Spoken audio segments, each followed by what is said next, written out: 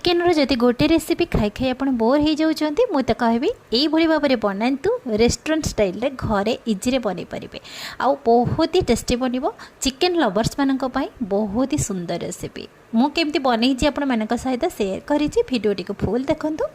एठी मु नैछि chicken leg piece तो ये क्वांटिटी हिसाब से 1 केजी एभव हम चिकेन लेग पीस नहीं तो आपण को क्वांटिटी हिसाब से आप बेसी कम आनीपारे। चिकेन को भलसे धोई ताको आम साइड रखा। चिकेन बनायापाई मुझे अल्प किसी मसला नहीं। गोटे छोट ब्लेंडिंग जार 2 चम्मच सोरिष, 1 चम्मच जीरा, ये 1 चम्मच पोस्त। पोस्त ऑप्शनल अच्छे आप चाहिए ऐड करेंगे ना स्किप करेंगे।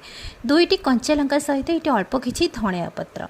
तापर मुझे नहीं अल्प किसी भृसंग पत्र आप निश्चित भाव में ऐड करूँ। देखिए तार गोटे बहुत बढ़िया टेस्ट सहित बास्ना भी बहुत बढ़िया आसो। 5 ରୁ 6 पाखुड़ा रसुण ता सहित अल्प किसी पानी देकी आम तार गोटे बहुत बढ़िया पेस्ट बनैबा।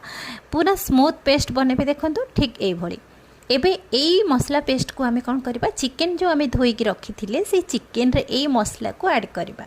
यही रेसिपी आप बड़ बड़ रेस्टोरेंट रे खाऊे गोटे प्लेट को 300-400 आप निश्चित भाव में पे करुवे किंतु घरे आप बनातु समस्ते खाइबे। एठी मु किछि गुंड मसला ऐड करिछि। 2 चम्मच धनिया पाउडर, 1 चम्मच हल्दी पाउडर, 1 चम्मच रेड काश्मीरी चिली पाउडर, 3 ରୁ 4 चम्मच मुझे नहीं तंदूरी पाउडर। तो ये 1 चम्मच नहीं मु चाट मसला ता सहित मुझे अल्प किसी गरम मसला नहीं 1 चम्मच। ये मु 1 चम्मच नहीं किचन किंग मसला हो कि चिकेन मसला हो आप नहीं पारे। तापर मुझे 1 चम्मच गोलमरीच पाउडर नहीं 2 ରୁ 3 चम्मच मुझे पैकेट पहले अदा रसुण पेस्ट नहीं आप फ्रेश अदा रसुण पेस्ट नहीं पारे। तापर मु 2 चम्मच पिज्जा सॉस नहीं ये स्वाद अनुसार मुझे लुण नहीं 1 चम्मच धनिया पान मधुरी जीरा को टिके हल्का भाजिकी गुंड करके नहीं 1 चम्मच कस्तूरी मेथी पाउडर नहीं आउ 1 चम्मच ये लेंबू रस। ये 1 कप दही। दही को मुझे छांकी देती जेहेतु तार एक्सट्रा पानी बाहर जावाई। तो तापर मुझे 1 चम्मच कॉर्नफ्लोर नहीं ऑप्शनल अच्छी आप चाहिए ऐड करेंगे ना स्किप करेंगे। एतिके मसला देकी आम कौन करवा चिकेन को भल से मिक्स करवा। ये कंटिन्यू 5 ରୁ 6 मिनिट पर्यंत आप भल से चिकेन को यही मसला सहित आप मिक्स करेंगे। एतिकी मसला आज आम बनवा आउ किसी भी मसला ए ऐड करवानी। एतिकी गुंड मसला भितर आपण पाखे जदि जोटा ना ताहले आपण सेटा स्किप करके बन पारे।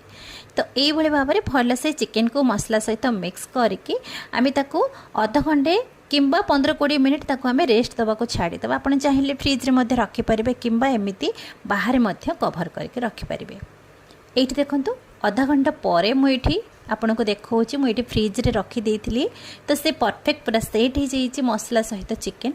एबे आमे कौन करबा एठी गोटे बड़ मु कढ़े नहीं ता सहित मुझे रिफाइंड तेल नहीं 3 ରୁ 4 चम्मच। ये तेल गरम हो गला।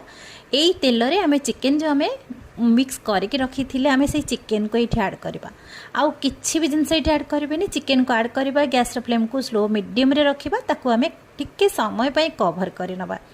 एमती मझे मझे कवर करेंगे और मझे मझे एमती मिक्स करुवे कहीं जेहेतु गोटे साइड जदि तले पोड़ीज ताहले सेटा भल भी लगनी। आपड़ कौन करेंगे ना सबू जिनस को आप भल से मिक्स करेंगे। तो एपट सेपट मिक्स कर सारापर पुणी मझे मझे आप कवर करके 3 ରୁ 4 मिनिट पर्यंत छाड़ी दौथे सीझापी कहीं जेहेतु चिकेन लेग पीस बहुत बड़ बड़ अच्छी तो से सीझापी टाइम लगे। आपड़ चेष्टा करेंगे जदि छोट छोट पीसेस जदि चिकेन आणुचंती ताहले बहुत जल्दी बनीज। जदि आपण माने सुखा सुखा जदि न बनवाक चाहूँगी ताहले यही प्रोसेस रे आपण ग्रेवी बनै पारे।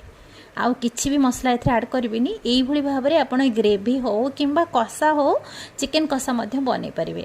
देखिए तार गोटे बहुत बढ़िया बास्ना सहित टेस्ट भी भल गोटे यूनिक आसो जेमिति बड़ बड़ रेस्टोरेंट बनाते ठीक सेमती। तो ये भल से मिक्स कर सारापर ताको आम एमती कवर करनबा मझे मझे। ये मु 5 ରୁ 6 मिनिट कवर कर देइथिली। तो ये चिकेन पूरा सुखिला हो जाइए और परफेक्ट आमर सीझी भी जाइए।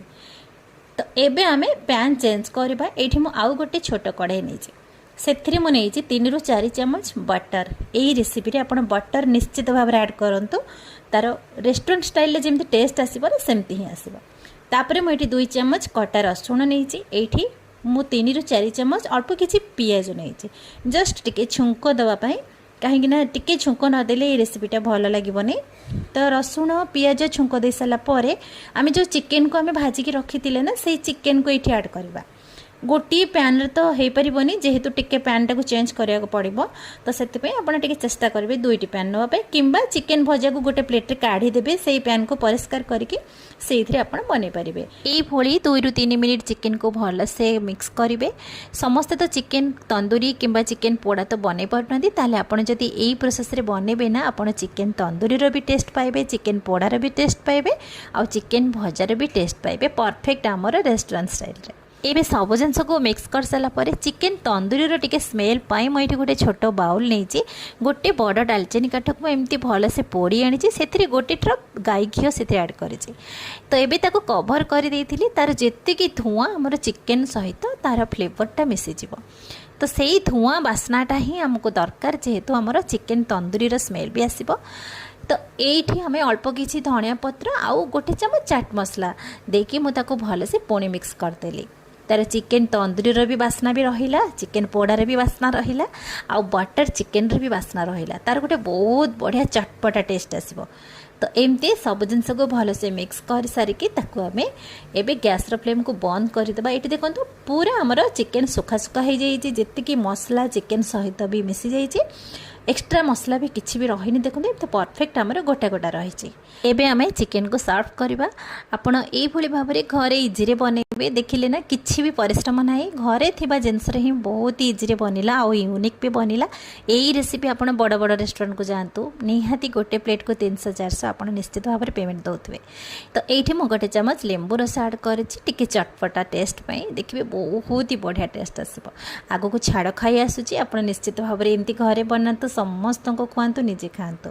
केमिति लागिला यही रेस्टोरेंट स्टाइल रे घरे थिबा बिना तंदूरी रे आमे चिकेन पोड़ा कहि पारंती, चिकेन तंदूरी कहि पारंती किंबा चिकेन भजा भी कहि पारंती। रेस्टोरेंट स्टाइल रे चिकेन रेसिपी आपण मानकु जदि पसंद आसीथिबो बिंदुरोसई चैनल के सब्सक्राइब करिवे, लाइक शेयर कमेंट करबा को जमा बोलिबेनी। पुणी देखा नुआ वीडियो रे से पर्यंत नमस्कार।